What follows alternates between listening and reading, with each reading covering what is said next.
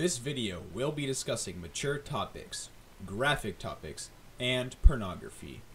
If you or a loved one suffers from underage, then this video might not be for you. Nazi Germany, 1943.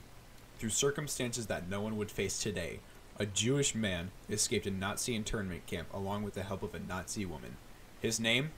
Well, his name was Humphrey Hogan.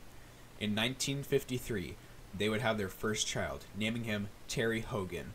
However, 9 years later, Humphrey would read the first issue of The Incredible Hulk, then change his son's name to the iconic superhero character's name. Hulk would live a simple life on the farm, body-slamming cows and elbow-dropping pigs. He had hoped one day to become a dance superstar. However, his large stature at the age of 13 would not allow him to fulfill his dream. One day, on the streets of New Orleans, where some gang shit was happening, he was busy sulking in a deep depression when suddenly he was jumped by some Crips in the alleyway for wearing red. While he was defending himself, Andre the Giant happened to be walking by and heard the commotion. From there, Andre helped Hogan escape the gang violence and complimented his stature and said he would make a fine steelworker.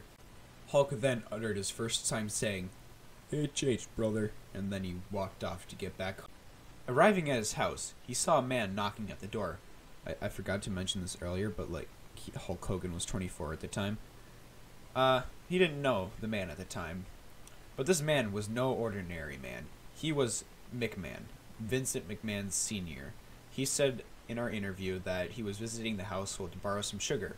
However, his intentions changed when he laid eyes upon the immortal one, Hulk Hogan. The Hulkster was shocked by McMahon's proposition to work in the WWE. Hulk pondered this for days on end when he finally decided that he would do it. He adapted very well to the environment of the WWE. He was raking in the big bucks, so they gave him creative control. He was handing out leg drops left and right.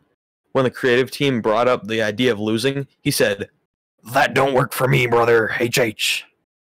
Anybody that came in the Hulkster's way would find Hulkamania just around the corner, ready to go wild upon them. This was the age of the Hulkamaniac. When 1994 came rolling around, Hulk was set to testify against his employer's son in the impending steroid trial. He was called up as a witness, but denied any of the claims brought up against his boss. Hogan was crushed that he had his credibility taken. He was spiraling into a depression like no other. He tried to revitalize his career with Pasta Mania, but it was never the same again. Years after the trial, Hulk would reappear after a rampage of racist remarks against the Asian cultures of China, Japan, Taiwan, and many more on the continent. This tornado of xenophobic remarks also landed on the black community of Georgia for copying the name of his birth state, Georgia. The second whirlwind was so terrifying that he tried to kill Shaquille O'Neal, no last name available, in 2012. 4 years later, in 2016, he would take to Twitter to tweet increasingly bizarre things, such as "poop in my gym brother, HH," and "help, HH." This is as far as the timeline goes for Mr. Hogan, as he unfortunately died in 2017. His body was found naked in the ditch of Highway 16.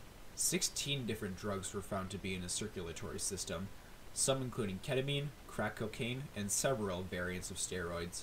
It is unknown if the relationship with the number of substances is linked to the highway he was found by. Anyways, that was the life, rise and fall, and the entire story of Hulk Hogan. Thank you for watching.